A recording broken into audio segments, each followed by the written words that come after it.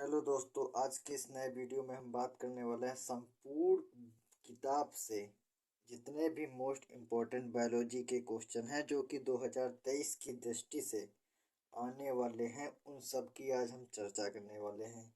इस वीडियो में हम जितने भी इम्पोर्टेंट हैं क्वेश्चन उन सब की चर्चा करने वाले हैं। जैसा कि आप सभी लोग जानते होंगे कि थंबनेल पर लिखा है, देख लो नहीं तो पछताओगे, तो ये बिल्कुल बात सही है। आप सभी लोग बिल्कुल इसको देख लीजिए, नहीं तो आप पछताएंगे। जब बोर्ड पेपर होगा तो सेम टू सेम वाली फीलिंग आएगी, सेम टू सेम क्वेश्चन आएंगे। और इसमें से कुछ क्वेश्चन एनसीईआरटी के हैं जो कि मोस्ट इम्पोर्टेंट है 2023 की दृष्टि से। तो चलिए शुरुआत करते हैं। तो हमारे चैनल का नाम क्या है? चैनल का नाम है नेशन डीप क्लासेस। और ये वन शॉट वीडियो है, जितने भी मोस्ट इम्पोर्टेंट क्वेश्चन होंगे उनकी एक ही वीडियो में हम सभी लोग चर्चा कर लेंगे। Class 12 2023 biology important question. तो हमारा पहला क्वेश्चन क्या है? हमारा पहला क्वेश्चन है, जीवों के लिए जनन क्यों अनिवार्य है, या फिर जीवों के लिए जनन क्यों आवश्यक है। ये हमारा एनसीईआरटी क्वेश्चन है और ये मोस्ट इम्पोर्टेंट क्वेश्चन की दृष्टि से है। और अब नेक्स्ट क्वेश्चन की बात करते हैं, जनन की अच्छी विधि कौन सी है और क्यों। जनन की सबसे अच्छी विधि कौन सी है और क्यों, ये भी हमारा मोस्ट इम्पोर्टेंट है एनसीईआरटी क्वेश्चन है जो कि 2023 की दृष्टि में मोस्ट इम्पोर्टेंट है। और आप सभी को PDF with solution Telegram channel पर मिल जाएगी।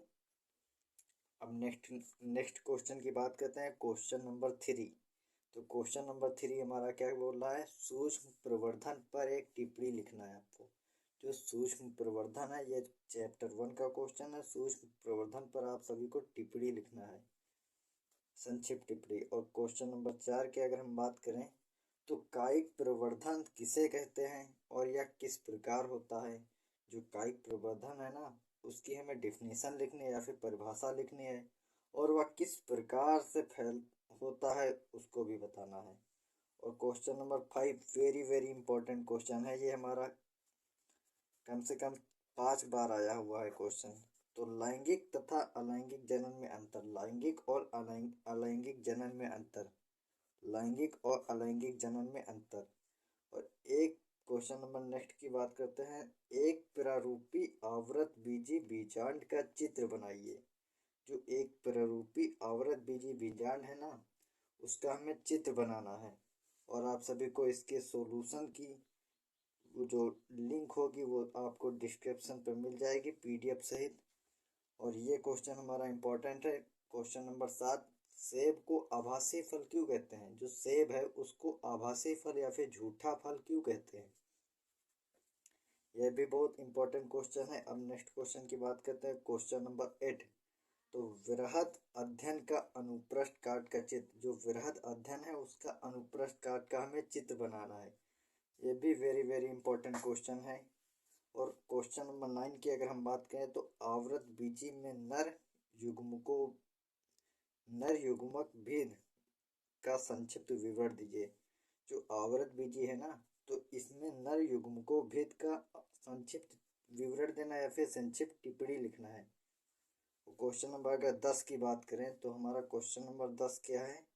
द्वितीय निषेचन पर संक्षिप्त टिप्पणी। ये भी मेरा मोस्ट इम्पोर्टेंट क्वेश्चन है। जो ये द्वितीय निषेचन है उस पर हमें टिप्पणी लिखनी है, ये भी हमारा इम्पोर्टेंट क्वेश्चन है। और क्वेश्चन नंबर अगर हम 11 की बात करें तो भ्रूण कोष तथा भ्रूण पोष में तुलना करना है या फिर इसमें अंतर बताना है। जो भ्रूण कोष और भ्रूण पोष है उसमें हमें अंतर बताना है। आप सभी को क्वेश्चन के आंसर ढूंढने की बिल्कुल भी ज़रूरत नहीं है, क्योंकि पीडीएफ में आप सभी को क्वेश्चन सहित सॉल्यूशन भी मिल जाएगा। और पीडीएफ आप सभी को डिस्क्रिप्शन पर मिल जाएगी, PDF link in description. Question number 12 की अगर हम बात करें तो बहुभ्रूणता जो है उस पर हमको टिप्पणी लिखना है, संक्षिप्त टिप्पणी लिखना है बहुभ्रूणता पर। और क्वेश्चन नंबर अगर 13 की बात करें तो क्वेश्चन नंबर 13, पुष्प पादपों में लघु बीजांड जनन का सचित्र वर्णन। जो पुष्प पादप है ना, उनमें लघु बीजांड जनन का सचित्र वर्णन बताना है हमें, या फिर सचित्र वर्णन कीजिए। ये हमारा लॉन्ग का क्वेश्चन है, ये हमारा लॉन्ग का क्वेश्चन है, वो भी इम्पोर्टेंट क्वेश्चन जो कि 10 बार कम से कम फंसा है। अर्थात 10 बार आया हुआ क्वेश्चन है, रिपीटेड क्वेश्चन। अब क्वेश्चन नंबर 14 की बात करते हैं। तो क्वेश्चन नंबर 14 बोल रहा है, आवृत बीजीय रूपरेखाओं में गुरु बीजाणु जनन की क्रिया का वर्णन करना है।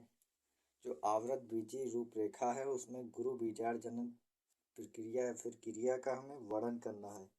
और ये हमारा मोस्ट इम्पोर्टेंट क्वेश्चन है, पुरुष और मादा जनन, पुरुष तथा मादा जनन का सचित्र वर्णन करना है। अर्थात इसमें केवल पुरुष जनन तंत्र और मादा जनन तंत्र, इनका जो है वो सिर्फ फिगर आपको बनाना है। ये हर बार आता है, इनमें से एक जरूर आता है, या तो पुरुष आएगा या तो मादा, वो भी 2 नंबर आपको देके जाएगा अगर आप फिगर ड्रा कर दोगे तो। क्वेश्चन नंबर 16 की बात करते हैं, प्रत्यक्ष तथा परोक्ष भ्रूणीय विकास क्या है। जो प्रत्यक्ष और परोक्ष भ्रूणीय विकास है वो क्या है, उसके हमें कुछ उदाहरण भी दीजिए, अर्थात उसके कुछ उदाहरण भी दीजिए।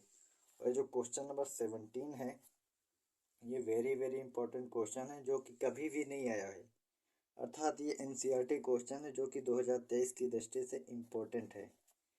ये जो क्वेश्चन नंबर 17 है, क्या नर गर्भ निरोधकों का उपयोग न्यायोचित है, कर बताइए। तो अगर आंसर की अगर हम बात करें तो ये हाँ, गर्भ निरोधक का जो उपयोग है वो न्यायोचित है, क्योंकि इससे जनसंख्या वृद्धि में कमी आ सकती है, अर्थात जनसंख्या वृद्धि को रोका जा सकता है। और अगर बात करें क्वेश्चन नंबर 18 को, तो सेरोगोट मदर या फिर सेरोगोट मादा या फिर सेरोगोट माता किसे कहते हैं। ये भी हमारा इम्पोर्टेंट क्वेश्चन है, 2018 में आया हुआ क्वेश्चन है। ये वाला क्वेश्चन 2018 में आया हुआ था। अब क्वेश्चन नंबर 19 की बात करें तो ये वेरी वेरी इंपॉर्टेंट है, अर्थात जनसंख्या विस्फोट पर बोल दिया। तो जनसंख्या वृद्धि पर नियंत्रण कैसे रखा जाता है या फिर कैसे किया जाता है, परिवार नियोजन की प्राथमिकता का संक्षिप्त विवरण देना है। तो जो जनसंख्या वृद्धि पर नियंत्रण कैसे रखा जाता है, सबसे पहला ये क्वेश्चन, अर्थात जनसंख्या विस्फोट को समझाइए। ये भी इम्पोर्टेंट क्वेश्चन, ये हर बार आते रहते हैं ऐसे प्रश्न, वो भी लॉन्ग में आपको देखने को मिलेगा। परिवार नियोजन की प्रामाणिकता अर्थात प्रामाणिकता का संक्षिप्त विवरण देना है। और अगर क्वेश्चन नंबर 20 की बात करें तो मानव में लिंग निर्धारण कैसे होता है, ये भी हमारा इम्पोर्टेंट क्वेश्चन है। और जो मिंडलवाद है, मिंडलवाद पर विस्तृत टिप्पणी लिखना। तो इसमें जो जितने भी मिंडल ने 3 नियम शायद दिए थे, तो वो जो नियम थे उन सब की चर्चा हमें इस लॉन्ग वीडियो में अर्थात इस क्वेश्चन के अंतर्गत आएगी। इसमें जितने भी नियम मेंडल ने दिया, क्या महत्व था आनुवांशिकी में, उन सब की वो सभी आपको लिखना पड़ेगा इसमें। और ये विस्तृत का है, अर्थात 7 नंबर कम से कम देगा। और क्वेश्चन नंबर 22 की बात करें तो डीएनए फिंगरप्रिंटिंग या फिर डीएनए अंगुली छाप क्या है, इसकी उपयोगिता पर प्रभाव डालिए। ये कम से कम 7 बार आया हुआ क्वेश्चन, 7 बार रिपीटेड क्वेश्चन है ये भाई, इम्पोर्टेंट है वेरी वेरी। बाकी आपकी इच्छा है भैया। अगर हम क्वेश्चन नंबर 23 की बात कर ले तो डीएनए शर्करा क्या है, इस शर्करा की अणु संरचना बनाई। ये हमारा केमिस्ट्री में भी है, जो डीएनए शर्करा है ये क्या है, सबसे पहले आपको इसकी परिभाषा लिखनी है। फिर इस शर्करा का जो अणु अणु संरचना वाला है ना, वो हमको फिगर ड्रा करना पड़ेगा, तो उसकी संरचना बनानी पड़ेगी। तो ये जो है ये केमिस्ट्री में भी आया हुआ है क्वेश्चन, क्लास 12 की केमिस्ट्री में भी आया हुआ है। और डीएनए और आरएनए में अंतर, ये तो हर बार आता रहता है क्वेश्चन, ऐसे क्वेश्चन हर बार रिपीटेड होते रहते हैं। अर्थात डीएनए और आरएनए में हमको अंतर बताना है, ये भी हमारा मोस्ट इम्पोर्टेंट क्वेश्चन है। और आरएनए कितने प्रकार का होता है, इसके कार्य, ये भी हमारा कम से कम 6 बार फंसा हुआ है क्वेश्चन, ये अर्थात 6 बार रिपीटेड क्वेश्चन है। ये वेरी वेरी इंपॉर्टेंट क्वेश्चन है, डीएनए आरएनए कितने प्रकार के होते हैं। और अगर हम बात करें आनुवांशिक कोड क्या है और इसकी विशेषताओं की बात करें, तो ये भी हमारे जितने भी इसमें इम्पोर्टेंट क्वेश्चन हैं, समथिंग 40-45 क्वेश्चन हैं, वो सभी इम्पोर्टेंट हैं। और अगर आप इनको पढ़ लेंगे तो लघु और दीर्घ ये आपका कंप्लीट हो जाएगा। और अगर जैसा रिस्पॉन्स रहा तो मैं इसकी वेरी शॉर्ट अर्थात अति लघु की भी मैं उसकी एक वीडियो बना दूंगा, अति लघु जिसमें भी आ जाएंगे। तो डीएनए की संरचना के वाटसन और क्रिक मॉडल को उपयुक्त चित्र बनाकर समझाइए। तो डीएनए की जो संरचना है वो वाटसन और क्रिक मॉडल को उपयुक्त चित्र बनाकर हमको समझाना है। यह भी हमारा इम्पोर्टेंट क्वेश्चन है। जो डीएनए की संरचना है ना वो वाटसन और क्रिक मॉडल की विशेषता या फिर उसके बारे में बात बता रहा है।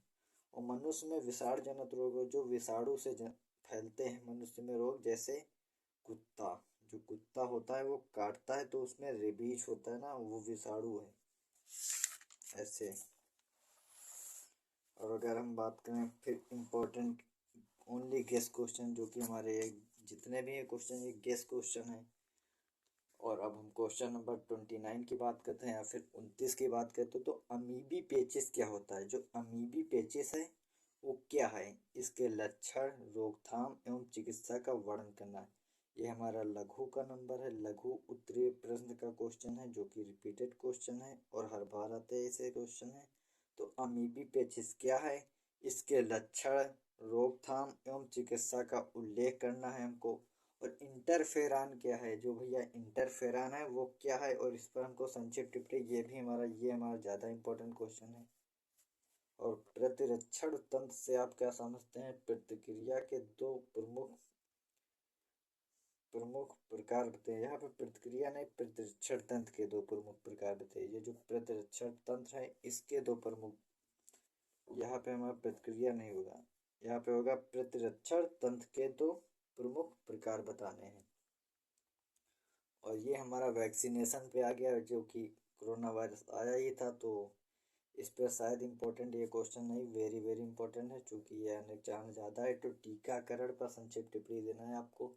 तो जो टीकाकरण है उस पर हमें संक्षिप्त टिप्पणी देना है। और मलेरिया तथा इसके नियंत्रण पर टिप्पणी देना है। मलेरिया जो है उसके नियंत्रण पर भी हमको टिप्पणी देना है। ये हमारा नेक्स्ट क्वेश्चन, क्वेश्चन नंबर 33 था। अब नेक्स्ट क्वेश्चन की बात करते हैं, क्वेश्चन नंबर 34 की। तो घरेलू उत्पाद और औद्योगिक उत्पादन में दानदारियों के महत्व को स्पष्ट कीजिए। ये सभी लोग आपको विद्या या अवतार में क्वेश्चन का आंसर भी मिल जाएगा, लेकिन मैं आपको पीडीएफ में ही क्वेश्चन का आंसर दे दूंगा, अर्थात विद सॉल्यूशन पीडीएफ दे दूंगा। पीडीएफ लिंक आपको टेलीग्राम पे मिल जाएगी, या फिर अगर डिस्क्रिप्शन में मिल जाएगी, या फिर अगर आपको आपके मोबाइल में टेलीग्राम चैनल है तो उस पर आप नेशन डीप क्लासेस चैनल लिख कर सर्च करें और उसमें आपको पीडीएफ सहित मिल जाएंगी। जितने भी इम्पोर्टेंट क्वेश्चन है physics, chemistry, math, Hindi, English, सबकी इम्पोर्टेंट एकदम रामबाण विद चैप्टर वाइज जितने भी इम्पोर्टेंट क्वेश्चन है सबकी मिल जाएगी पीडीएफ आपको। और घरेलू उत्पाद और औद्योगिक उत्पादन में दानदारियों के महत्व को हमको स्पष्ट करना है। और क्वेश्चन नंबर 35 की अगर हम बात करें तो तयों को ढूंढते हैं, इनका उपयोग क्या है और कहाँ होता है। ये मोस्ट इम्पोर्टेंट क्वेश्चन है, कम से कम 5 बार फंसा हुआ क्वेश्चन, 5 बार रिपीटेड क्वेश्चन है ये भाई। तयों को ढूंढते हैं, इसका उपयोग क्या और कहाँ होता है। और अगर क्वेश्चन नंबर 36 की बात करें तो जीन अभियांत्रिकी पर संक्षिप्त टिप्पणी लिखना है। जो जीन अभियांत्रिकी है उस पर टिप्पणी लिखना है, संक्षिप्त नहीं भैया विस्तार पूर्वक टिप्पणी लिखना है। ये हमारा लॉन्ग का क्वेश्चन है, जीन अभियांत्रिकी पर टिप्पणी लिखना है। और बायो पायरेसी किसे कहते हैं? बायो पायरेसी किसे कहते हैं? 2018 में आया वो क्वेश्चन है। बायो पायरेसी किसे कहते हैं? 2018 में रिपीटेड क्वेश्चन है। और क्वेश्चन नंबर 38 की अगर हम बात करें तो डीएनए पुनर्योगज तकनीक का मानव हित में उपयोग बताना है। जो डीएनए है वो डीएनए पुनर्योगज तकनीक का मानव हित में उपयोग बताना है। मानव हित में उपयोग, क्वेश्चन नंबर 38। अब क्वेश्चन नंबर 39 की अगर हम बात करें तो किस्टोन जातियों से आप क्या समझते हैं? जो किस्टोन जाति है या फिर किस्टोन जनजाति है उससे आपको क्या समझते हैं, या फिर उसकी आपको डिफिनेशन लगाना है, उसके बारे में संक्षिप्त टिप्पणी लिख देना और उसके बाद में उसका एक उदाहरण भी दे देना है। तो किस्टोन जातियों से आप क्या समझते हैं, उदाहरण सहित समझाइए। ये भी अच्छा है क्वेश्चन, वो भी लघु का क्वेश्चन है। और नागफनी एक मरूदभर पौधा है। कारण सहित बताइए। अर्थात जो नागफनी है वो रेगिस्तानों में ज़्यादा होता है, तो इसका कारण बताइए। बालुई क्षेत्रों में ज़्यादा होता है। अब क्वेश्चन नंबर 41 की बात करते हैं। तो क्वेश्चन नंबर 41 क्या है? विश्व की कुल जातियाँ किस प्रकार की होती हैं? जो विश्व की कुल जातियाँ हैं वो किस प्रकार की होती हैं, ये भी हमारा इम्पोर्टेंट क्वेश्चन है। अब क्वेश्चन नंबर 42 की अगर बात करें तो ये वेरी वेरी इंपॉर्टेंट है। ऐसे रिपीटेड क्वेश्चन 2023 में आने के ज़्यादा चांस हैं। तो जैव विविधता की परिभाषा लिखिए। हमें क्या लिखना है भैया क्वेश्चन? जैव विविधता की परिभाषा और इसके संरक्षण की दो विधियाँ। जो जैव विविधता है उसको हमें परिभाषा बतानी है और उसके संरक्षण की दो विधियों का वर्णन करना है। जैव विविधता की परिभाषा बतानी है और इसके संरक्षण की दो विधियों का उल्लेख करना है या फिर वर्णन करना है।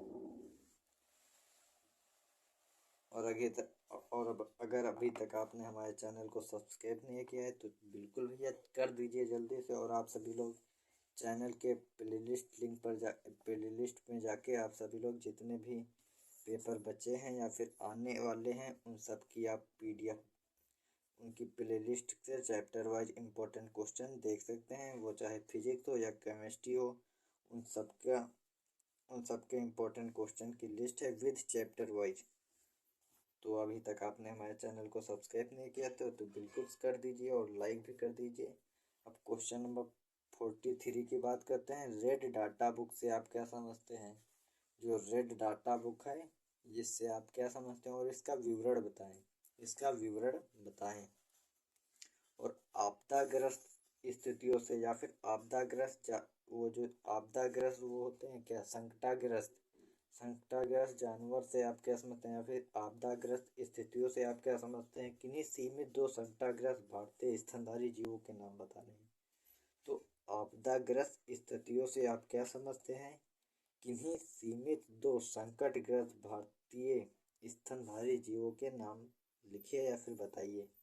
और अगर PDF की अगर आपको बात करें तो PDF आप सभी को टेलीग्राम चैनल पर मिल जाएगी और इसकी जो लिंक होगी वो आपको डिस्क्रिप्शन में मिल जाएगी। जो इसकी लिंक होगी, लिंक इन डिस्क्रिप्शन में मिल जाएगी। लिंक आपको डिस्क्रिप्शन में मिल जाएगी। और जितने भी इम्पोर्टेंट क्वेश्चन होंगे उन इम्पोर्टेंट क्वेश्चन की भी आपको